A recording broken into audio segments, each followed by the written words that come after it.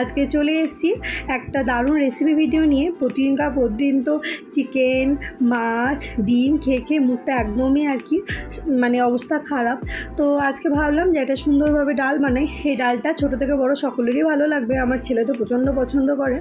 তো যাই হোক, সেই কারণে নিয়েছি অরহর ডাল, নিয়েছি মুসুর ডাল, নিয়েছি সয়াবিন, ডিম, আলু, বিনস, গাজর আর আদা রসুন থেতো করে, আর টমেটো লাগবে।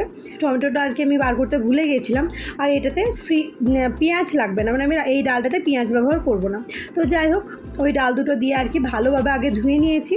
তারপরে দেখো ধুয়ে রাখা বিনস, গাজর, আলু সমস্তটাই আর কি প্রেসার কুকারের মধ্যে দিয়ে দিয়েছি। তারপর একটু হলুদ গুঁড়ো, একটু লবণ দেব, দিয়ে তারপরে ওই 4-5টার মতো সিটি দিয়ে দেবো। হ্যালো এভরিওয়ান, তোমরা কেমন আছো অবশ্যই কিন্তু জানিও। মোটামুটি আমরাও ওই রয়েছি গরমের মধ্যে, আর ডেলি ভিডিও একদমই দিতে পারছি না। জানোই তো, একা হাতে সংসার আর ছোটো বাচ্চা সামলি, আর বাচ্চার স্কুল টিউশন আমার সব কিছুই ছুটি। তো সেই কারণে সারাটা দিন ওর সাথে খেলতে টাইম দিতে ওই ভিডিওর প্রতি আর সেই রকম আর কি টাইম দিয়ে মানে দেওয়াই হয়ে ওঠে না। যেই কিছু একটা ভিডিও করতে যাব বা এডিট করতে যাব, সেই সময় নানান প্রশ্ন নিয়েও আসে। এখনও যখন এডিট করছি ওর দেখতেও ওর ফুসফুসানি আওয়াজ শুনতেই পাবে, নানান প্রশ্ন ওর ভেতরে। তো যাই হোক, ওই একা থাকে তো। আর তাছাড়া যেহেতু এখানে আমার কেউ নেই, ও আর আমি, হাজব্যান্ড তো সারাদিন আর কি ডিউটিতেই ব্যস্ত, সেই কারণে টাইমটা একটু আমাকে বেশিই দিতে হয়। তো যাই হোক, এইদিকে দেখো কড়াই কিন্তু চাপিয়ে দিয়েছি। এবার দেবো অল্প পরিমাণে তেল। তারপরে ওই ভিজিয়ে রাখা যে সয়াবিনগুলো ছিল, সেই সয়াবিনগুলো ভালোভাবে কিন্তু একটু ভেজে নিতে হবে, কারণ সয়াবিনটা না ভাজলে ডালে ঠিক আর কি ভালো যায় না। তার জন্য সয়াবিনগুলো হালকা করে তেলে ভালো করে ভেজে নেব। আর প্লিজ বন্ধুরা, ভিডিওটা কেউ স্কিপ করো না, পুরো ভিডিওটা দেখো, অনুরোধ রইল। যদি ভিডিওর কোনো অংশ ভালো লেগে থাকে লাইক কমেন্ট অ্যান্ড শেয়ার করে দিও। আর যারা রেগুলার ভিডিও দেখো অসংখ্য ধন্যবাদ তাদেরকে। সবাইকে বলবো কেউ স্কিপ না করে পুরো ভিডিওটা দেখো, কারণ আমার মানে কি বলবো, প্রতিদিন প্রচুর পরিমাণে আর কি যতটুকু ভালোবাসা পাচ্ছি তার দ্বিগুণ আর কি কাটা চলে যাচ্ছে। তো যাই হোক, দেখতেই পাচ্ছ এইদিকে মানে এই সয়াবিনগুলো ভালোভাবে ভেজে নিচ্ছি। তারপরে ওই ভাজা হয়ে গেলে নামিয়ে নেব। আর ওই প্রেসার কুকারে তো ডালটা সিটি মারতে দিয়েই দিয়েছি। এইদিকে একটা টমেটো কেটে নিয়েছি আর দুটো কাঁচা লঙ্কা। এই ডালটা বানাতে সেরকম কিছু লাগে না, কিন্তু যদি ঘরে অনেক রকম সবজি থাকে, যেমন লাউ, তারপরে পালক শাক, মানে যে কোনো সবজি থাকলে সমস্ত সবজি এই ডালে দিলে বেশ ভালো লাগে। মানে একসঙ্গে ডাল, সবজি, ডিম, সয়াবিন সব কিছুই আর কি পেটে পড়ে। তো যাই হোক, দেখো আমার সয়াবিন কিন্তু ভেজে রাখা হয়ে গেছে। এবার দিয়ে দিয়েছি ওই অল্প পরিমাণে তেলটা একটু বেশি দিয়েছি, কারণ এতে আর কি ডিমটাও আর কি ভাজা হবে, সেই কারণে। তো তেলে প্রথমেই দেবো 5 ফোড়ন। শুকনো লঙ্কা ব্যবহার করব না, কাঁচা লঙ্কাই ব্যবহার করব। তো ওই 5 ফোড়নটা দেওয়ার পর ওই কেটে রাখা যে টমেটোটা আছে আর কি, ওই টমেটোটা দিয়ে দেবো। কেউ চাইলে পেঁয়াজও দিতে পারো, কারণ আমার বাচ্চার আবার মুখে পেঁয়াজ লাগলেও আবার প্রচণ্ড আর কি অখুশি, তার জন্যে পেঁয়াজ দিইনি। দেখো থেতো করে রাখা আদা আর রসুনটাকে আর কি দিয়ে দিলাম।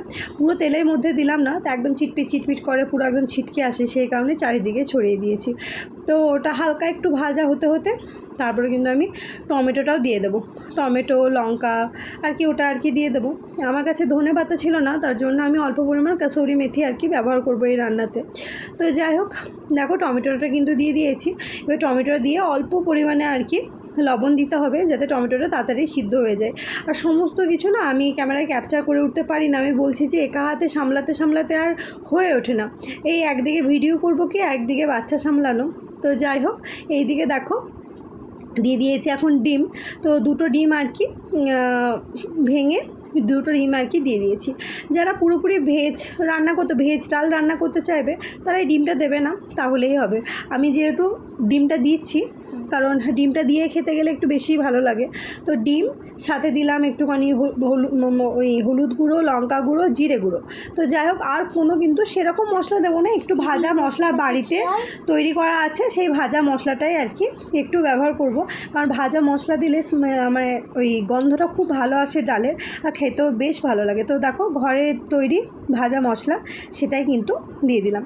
তো যাই হোক, ভাজা মশলাটা দেওয়ার পরও আর কি অল্প পরিমাণে নাড়াচাড়া করে নিয়েছি ডিমের সাথে, যাতে গন্ধটা আর কি ভালোভাবে আর কি চলে যায়, কারণ ভাজা মশলারও কিন্তু একটা তীক্ষ্ণ একটা স্মেল আসে, তো সেই মানে সেই গন্ধটা যাতে না থাকে। আর এইদিকে দেখো দিয়ে দিয়েছি ডাল, মানে ওই সিদ্ধ হয়ে রাখা ডালটা দিয়ে ভালোভাবে মশলার সাথে নাড়াচাড়া করে নিয়েছি। তারপরে আর কি অনেকটা পরিমাণে জল অ্যাড করব।